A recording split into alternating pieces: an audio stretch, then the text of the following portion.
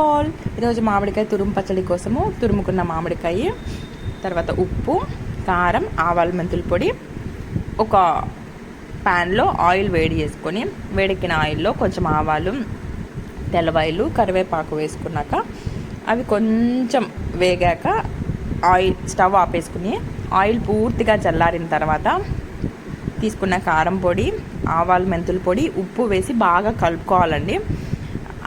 Oil చల్లారిన తర్వాతనే కలుపుకోవాలి. వేడి మీద కలిపితే ఘాటు వచ్చేస్తుంది. తర్వాత మెజర్మెంట్స్ అనేది నేను కమెంట్ సెక్షన్లో ఇస్తాను. ఇవన్నీ బాగా కలిసిన తర్వాత మనము తోలు తీసి తురుముకున్నాం కదా, ఆ మామిడికాయ తురుమంతా వేసేసుకోవాలండి. ఇప్పుడు కారం పొడి కరిగిన తర్వాత ఆవాలు, మెంతుల పొడి, తర్వాత ఉప్పు, ఇది కల్లుప్పు మిక్సీ పట్టుకున్నానండి.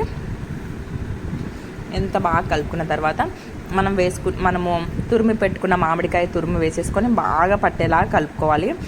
అంతా కలుపుకున్న తర్వాత మూత పెట్టేసి ఒక 1 అవర్ పక్కన పెట్టేసేయండి. అప్పుడు మనకి కొంచెం ఆయిల్ ఊరుతుంది.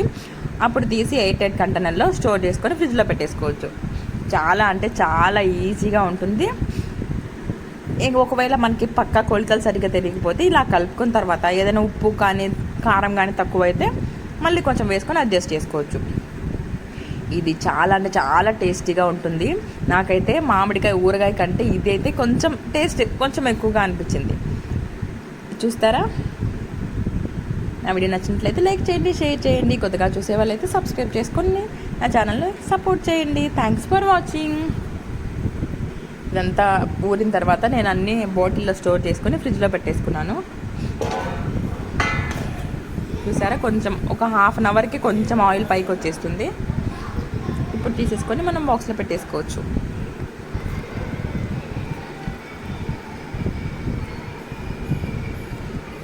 సబ్స్క్రైబ్.